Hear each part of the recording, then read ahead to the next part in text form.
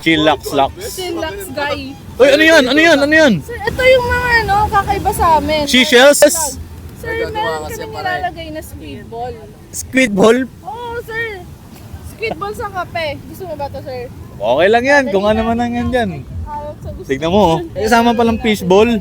Kapos sa laon yun. May buhangin tsaka squid ball. Kakaiba.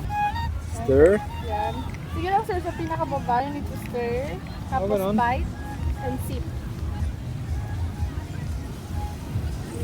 Magugulat si sir. Uy! Oh my Ang sarap. ikot. Sarap! Okay ba, sir? The Habang best. sinutsure niyo. Diba nga? Magaling. Uy, Naghahalo-halo kasi merong pag kinagat mo, may texture. Pag tinikman mo, yung lasa ng kape, ng chocolate, ng gatas. Naghahalo-halo, so masarap siya sa mouthfeel. Tama. Tama. Ang galing. Thank you so much. Thank you, sir. Ganda. Try ko naman itong isa, syempre. Loko-loko yun, Bite? babae na yun. Sip. Lasang-lasa ko yung West Philippine Sea.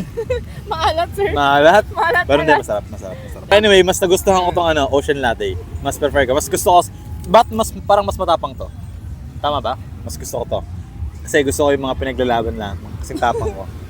Pero yun lang, maraming salamat.